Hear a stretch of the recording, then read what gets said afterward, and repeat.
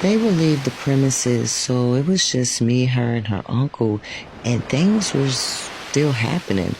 I would find keys in front of the kitchen garbage can as if it was purposely placed there. I'm thinking that she's just testing me to see if she could trust me. I would give it to her, but then there would be her ID on the floor. I would call her and tell her where I placed it.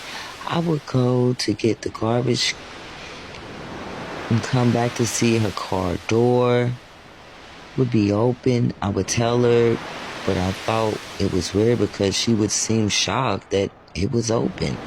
Then a man came to do painting, and I went outside to get the garbage can. When I did, I found painting supplies away from the house, so I would gather them and bring them in the house, and she would ask, "How did that get out there?"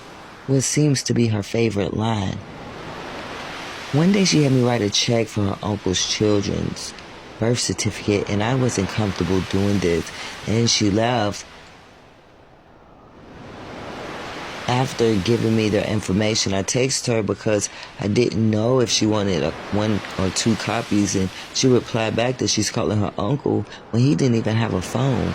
I go downstairs and tell him that she wants me to have him sign a check, and he does, only for her to come back and ask if I had seen her uncle's check. While I'm helping her search for a check that she claims wasn't the one that I had, I see her phone that was recording.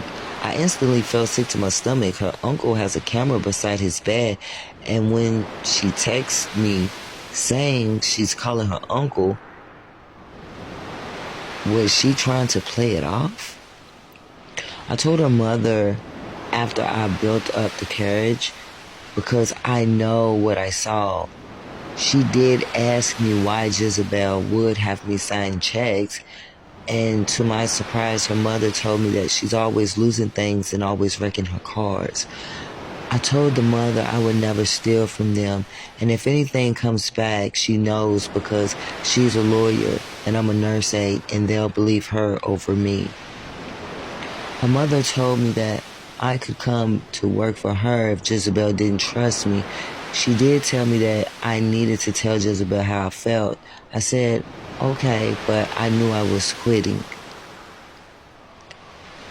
I know that Kelly and Jezebel are the same person. Has to.